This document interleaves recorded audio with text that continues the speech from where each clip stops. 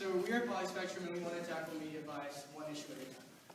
You see, bias is not exclusive to the United States. It's a worldwide issue. Bias is prejudice in favor or against one person, group, compared with another. And over here, we have two headlines published at the same time about the same topic, but from two very different sources. The New York Times and Fox News, one liberal and one conservative. The New York Times reported many politicians lied, but Trump has elevated the art of fabrication. But on the other hand, Fox News said impeach Trump, liberal media profiteering from anti-Trump clickbait. You see, if you just read one of these articles, you would not get a holistic review of this issue. You would be getting a very biased perspective. That brings us to our problem. When it comes to getting news about politics and government, liberals and conservatives inhabit different worlds. And there's very little overlap when it comes to getting news.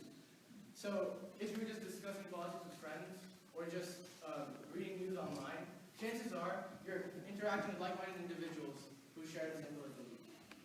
During the last month, we have conducted several research, including surveys and one-on-one interviews across the Boston area with people from all across the political spectrum, Republicans, Democrats, Libertarians.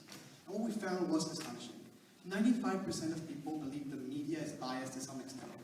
68% of people do not trust the media at all. And then we have 75% of people who actually want a solution that provides a holistic approach towards the media. This is our entire problem. And as one person said, Adam, a recent graduate from MIT, I really wish I had the time to read the news. I really do, but with work just starting, I just cannot spare the time. So our solution to tackle this pressing issue is to create a website where we collate news from a variety of political sources to give readers an informed view of the current political situation and change how they interact with media. So we'll show you a brief live demonstration of the website right now. As you can see here, the website takes news sources from a variety of political sources from all across the spectrum. So we have CNN here, which is on the left, we have Breitbart on the right, and we have center sources such as the AP here, to really give readers a sense of the entire spectrum. We also have a spectrum down here, which uses live user votes, where they vote on the ranking of different articles to rank news sources as how conservative and liberal they are. Using the search feature up here, we also allow users to find out more about a certain issue. So for example, if I want to find out more about Congress, I can search it up here, and the website will list the most recent articles about Congress from a variety of sources.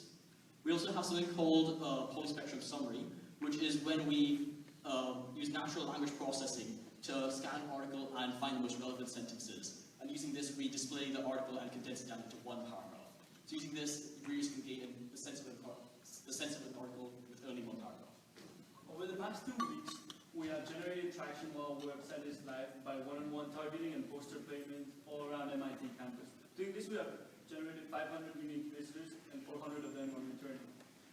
Going on forward in the future, we plan to do very targeted social media advertisements towards undecided voters between the age of 18 and 35 who are trying to form an opinion. We will also use search engine optimization. We have found a number of keywords that are very highly searched on biased news but have low competitors. By the mid of year 5, we're estimating to hit 1 million users.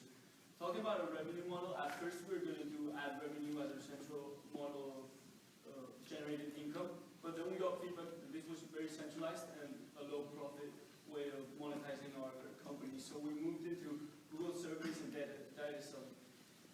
Using surveys, we will apply to Google, which have a very much higher CPM than ad revenue.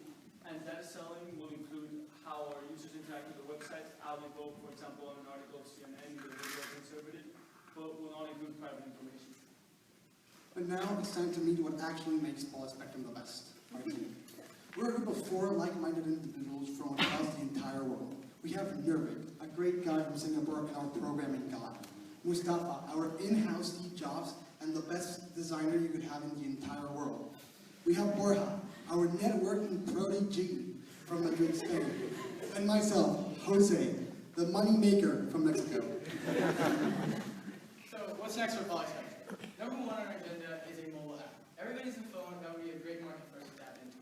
The second thing is a demographic-specific spectrum. How cool would it be to see what MIT students think about CNN and where they rank on the spectrum? The third thing is the 2018 midterm.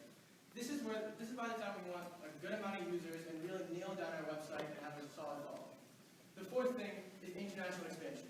Media bias is not exclusive to the United States. It is prevalent across the world in countries such as Mexico, Spain, and even Singapore.